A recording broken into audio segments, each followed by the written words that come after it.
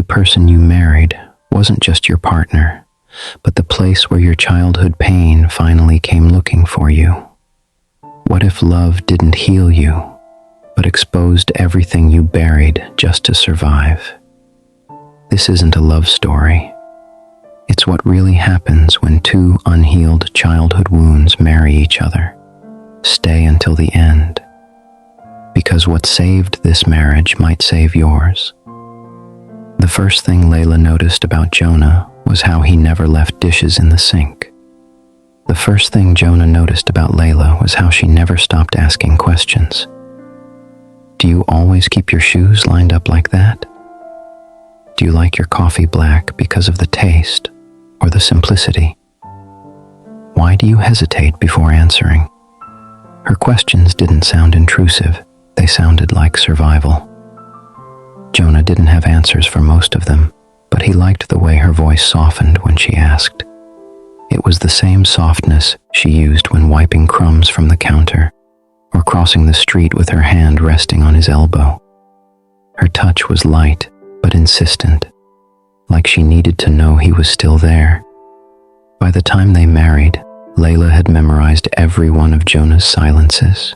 She knew when he was retreating into his head, when he was pretending to listen, when he was holding his breath to keep from saying something he couldn't take back.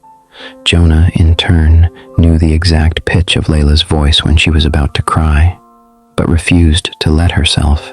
He knew the way her hands trembled when she couldn't control a situation, the way she clenched her jaw when anger threatened to break through. To the outside world, they seemed like a perfect match, quiet, respectful, dependable. But in the privacy of their one-bedroom apartment, their love was a battlefield of unspoken rules and invisible wounds. Every touch carried the weight of 1,000 unhealed memories. Every argument was a landmine waiting to explode, and neither of them understood why the love they had fought so hard to find felt so much like drowning. Layla learned early that safety was an illusion. She was 6 years old the first time her stepfather came into her room at night. His presence was heavy, suffocating, like the weight of the blankets she pulled over her head. He whispered things she didn't understand, touched her in ways that made her skin crawl, and told her she was special. When she finally mustered the courage to tell her mother, the slap came so fast she didn't have time to flinch. "Don't you dare make up filthy lies like that," her mother hissed, dragging her by the arm to her room. "Do you want to ruin this family? Do you want us to lose him too?" After that, Layla learned to keep her mouth shut.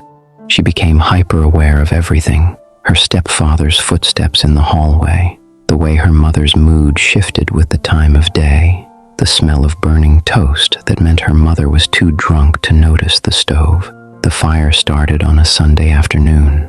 Layla was supposed to be watching her 2-year-old sister, Gracie, while their mother napped. She had stepped outside for just a moment, chasing the neighbor's cat. By the time she smelled the smoke, it was too late. The flames consumed the living room in minutes. Layla screamed for her mother, but she was met with silence. Gracie's cries were the last sound she heard before the fire department arrived. For years, Layla carried the weight of her sister's death on her small shoulders. She learned that control was the only way to feel safe. She micromanaged every detail of her life. The way she folded her clothes, the way she spoke to strangers. Vulnerability was a luxury she couldn't afford. Jonah's father had a temper that could split the air like a thunderclap. The beatings started when Jonah was 5. Small things at first. A slap for spilling milk, a belt for talking back. By the time he was 10, his body was a map of bruises and burns, each one a reminder that he was never truly safe. His mother tried to protect him, but her attempts only made things worse. "You're too sensitive," his father would sneer, dragging Jonah by the collar into the garage. "You need to toughen up." When Jonah was 13, his best friend Sam hung himself in the woods behind their school. Jonah was the one who found him, his lifeless body swaying in the summer breeze. He ran home, sobbing, and told his father what had happened.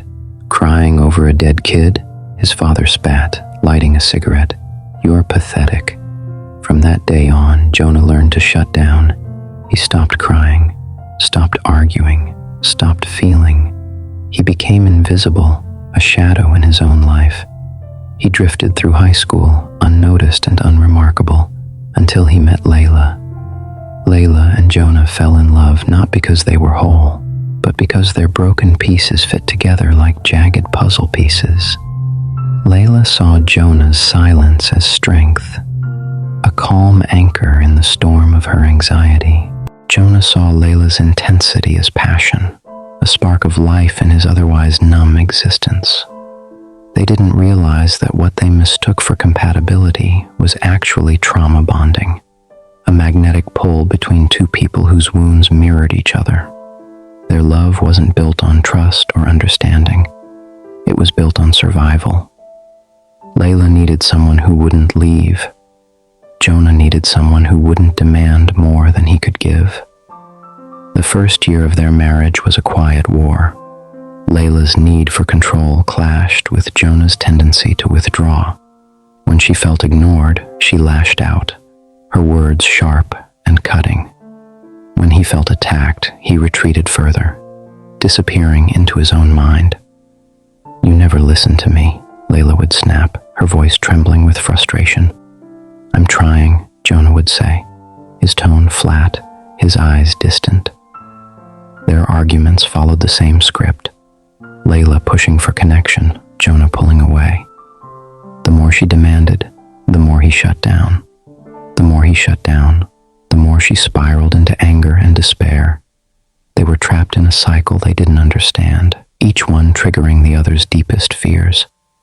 It happened on a Tuesday night. Layla had spent hours cleaning the apartment, scrubbing every surface until her hands were raw. Jonah came home late, his shirt wrinkled, his tie askew. Where were you? Layla demanded. Work, Jonah said, avoiding her gaze. You didn't call, you didn't text. Do you even care how worried I was? I didn't think it mattered, he muttered, his voice barely audible. Something inside Layla snapped.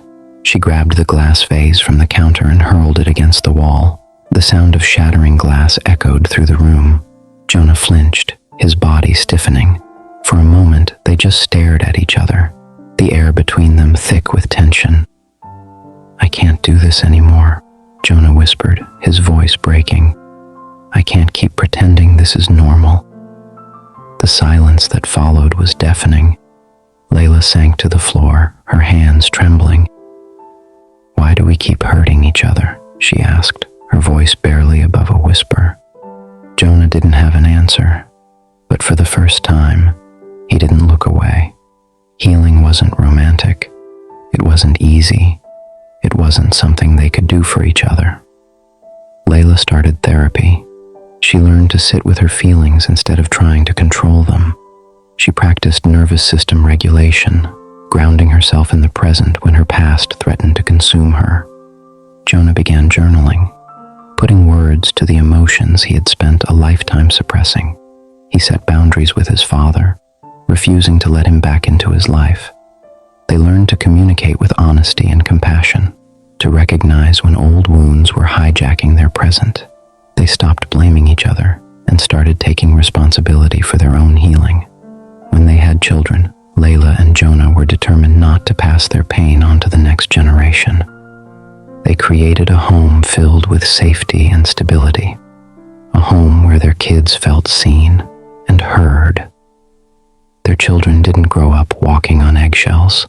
They didn't fear the people who were supposed to protect them. They grew up knowing that love could be safe. Trauma doesn't heal through love alone. It heals through awareness, accountability, and the courage to face the darkness within. If we don't heal our wounds, we pass them on to those we love. But if we choose to do the hard, unglamorous work of healing, we can break the cycle. Safety, not passion, is what ends generational trauma. And safety starts with us. And in the next story, we'll talk about something even quieter. How a marriage doesn't always end with screaming or betrayal. or one explosive fight, but with silence, with conversations that slowly stop, with needs that go unspoken, with two people still sharing a bed, but no longer sharing a life.